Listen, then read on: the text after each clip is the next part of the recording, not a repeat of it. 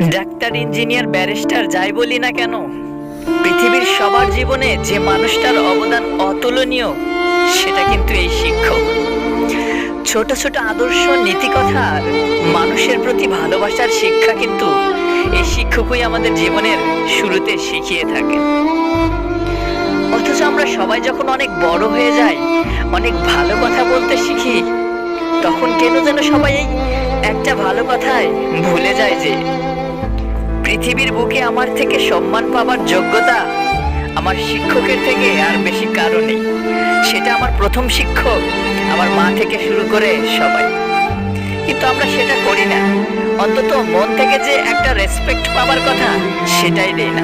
আমরা তো এতটাই বড় আর স্মার্ট হয়ে যাই। হ্যাঁ, সবাই সমান না, অনেকেই আছে যারা সত্যি শিক্ষককে মন থেকে সম্মান করে।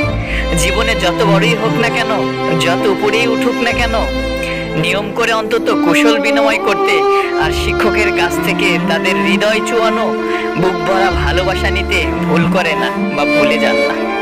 আমাদের হিসাবে এসব মানুষ অনেক টাকা পয়সার মালিক নাও হতে পারে, কিন্তু মনের ভেতরে অনেক ভালোবাসা পুষিয়ে রাখতে পারে, যে জন্য সবসময় অন্তত সুখে থাকতে পারে।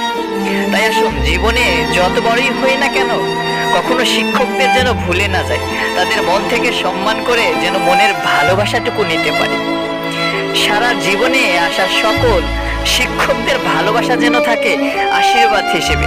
সবাই যেন অন্তত অতীতকে ভুলে না যায় গৌরব আর দাম্ভিকতার ভিড়ে।